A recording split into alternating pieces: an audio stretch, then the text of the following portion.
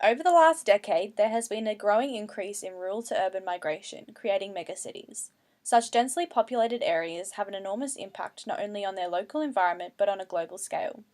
One of the biggest issues associated with climate change is CO2 emissions, especially associated with transport and the production of power. As more and more people move into urban environments, CO2 levels continue to increase. This topic is especially significant as CO2 management is an important consideration for megacities in order to reduce their impact on the planet and ensure a safer living environment for all. According to the United Nations, a megacity is defined as a city with more than 10 million people. This can be a single metropolitan area or several that converge.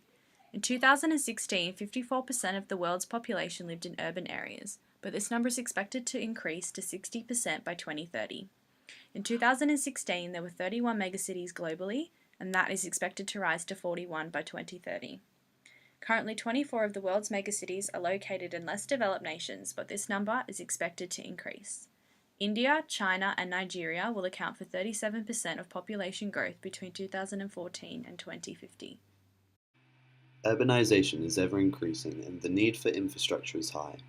With 60% of the population expected to live in urbanized areas by 2030 and 66% by 2050, the need for this additional infrastructure to be sustainable is evident, with greenhouse gas emissions having huge environmental impacts as seen by rises in temperatures and natural disasters.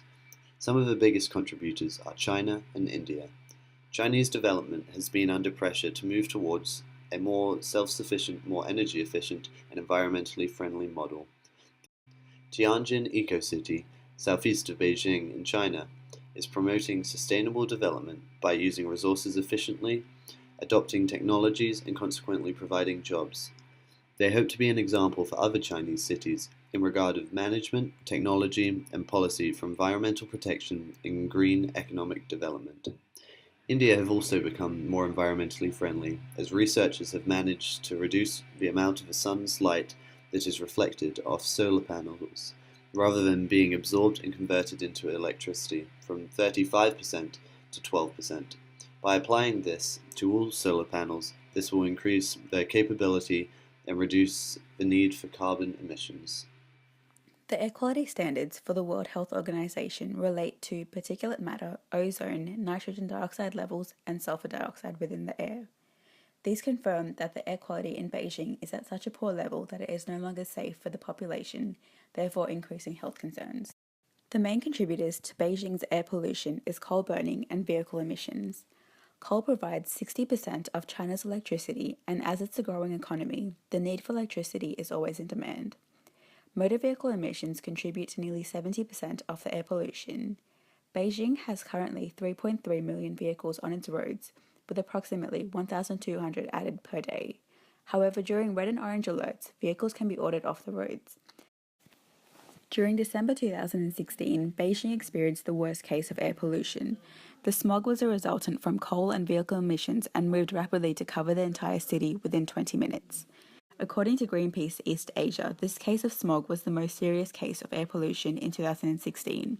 200 million people were affected by hazardous levels of smog, 260 million were exposed to heavy pollution, and only 1% of China's 560 million city dwellers were able to breathe air that was considered safe by the European Union standards.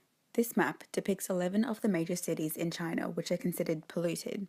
In 2016, a 5-year plan was introduced and focuses on improving the environmental standards of the country, in particular air pollution. The aim of this plan is to ensure that the country experiences good air quality for 80% of the year. New York City became the first megacity of the world close to 70 years ago.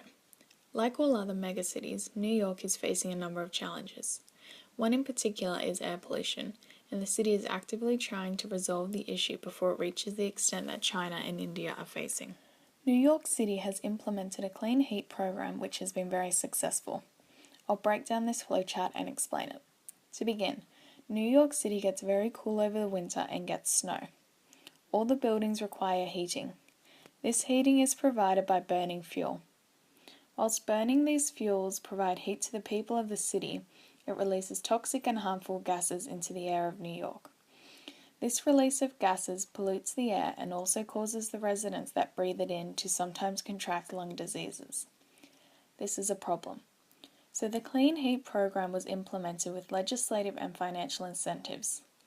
By 2030, this means all the boilers in the city must have changed over to burning certain fuels that don't pollute the air like the other fuels.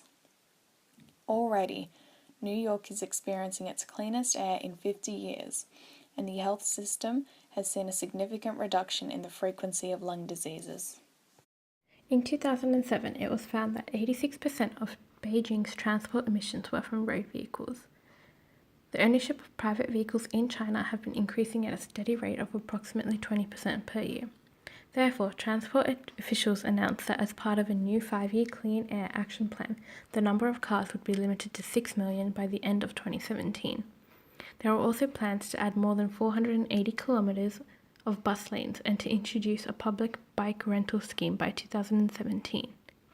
London is an example of a megacity that has a successful transport scheme.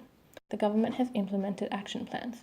This includes the Boris bikes. They were introduced in 2010 and allow consumers to hire bikes that are cheap and available 24/7.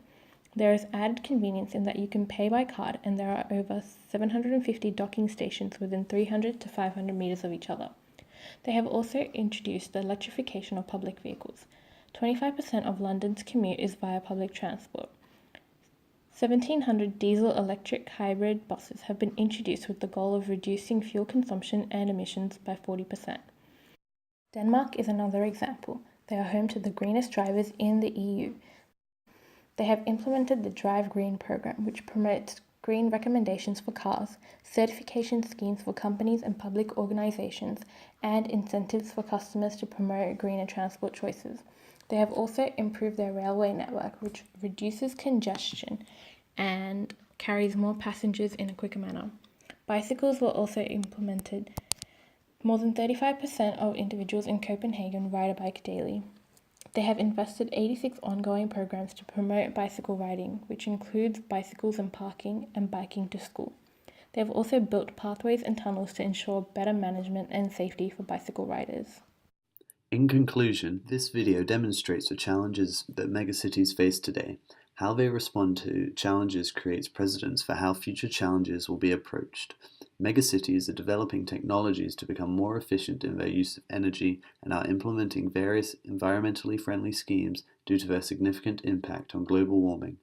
Through global developments and countries working collectively towards more environmentally friendly approaches, such as London and Denmark's bike schemes and Tianjin's eco-city in China, they will help megacities limit their impact upon global warming, crucial to the future of the Earth.